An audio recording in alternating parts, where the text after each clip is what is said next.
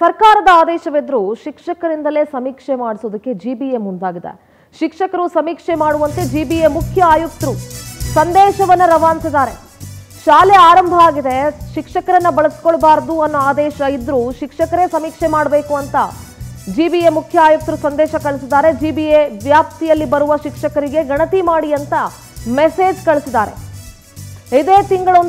ಇದೇ ತಿಂಗಳೊಳಗಾಗಿ ಸಮೀಕ್ಷೆ ಸಂಪೂರ್ಣಗೊಳಿಸಬೇಕು ಅಂತ ಆದೇಶ ಇರೋದ್ರಿಂದ ಮತ್ತೆ ಶಿಕ್ಷಕರಿಂದ ಗಣತಿ ಮಾಡಿಸೋದಕ್ಕೆ ಮೆಸೇಜ್ ಕಳಿಸಿದ್ದಾರೆ ಜಿಬಿಎ. ಸರ್ಕಾರದ ಆದೇಶವನ್ನ ಗಾಳಿಗೆ ತೂರಿ ಶಿಕ್ಷಕರಿಂದ ಸರ್ವೆ ಮಾಡಿಸೋದಕ್ಕೆ ಮುಂದಾಗಿದ್ದಾರೆ.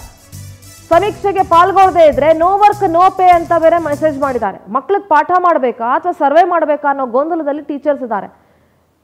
ಯಾವುದೇ ರೀತಿಯಾದಂತಹ ಕ್ಲಾರಿಟಿ ಇಲ್ಲ. ಜಿಬಿಎಗೆ ಯಾಕೆ ಶಿಕ್ಷಕರನ್ನ ಹೊರತುಪಡಿಸಿ ನಿಮ್ಮ ಸಿಬ್ಬಂದಿ ಕಳಿಸ್ಬಿಟ್ಟು ಮಾಡಿಸ್ಕೊಳ್ಳಿ, ನಿಮ್ಮ ಜಿಬಿಎ ವ್ಯಾಪ್ತಿಯ ಸಿಬ್ಬಂದಿಗಳನ್ನೇ ಕಳಿಸ್ಬಿಟ್ಟು ನೀವು ಸಮೀಕ್ಷೆ ನಡೆಸ್ಕೊಳ್ಳಿ ಅಲ್ಲ.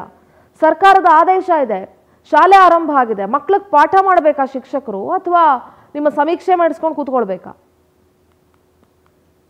ಏನು ಕ್ಲರ್ಕು FD ಇಲ್ಲ.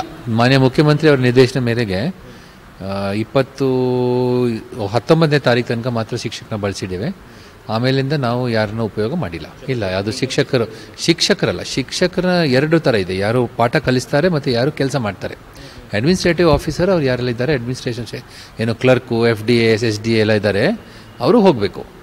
ಯಾರು ಶಿಕ್ಷಣ ಬೋಧನಾ ಮಾಡಿಸ್ತಾರೆ ಅಥವಾ ಬೋಧಕರಿದ್ದಾರೆ, ದಟ್ ಇಸ್ ಟೀಚರ್ಸ್, ಅವರಿಗೆ ವಿಶೇಷವಾಗಿ ಅವರಿಗೆ ನಾವು ಸಮೀಕ್ಷೆಯಿಂದ ಬಿಟ್ಟಿದ್ದೀವಿ.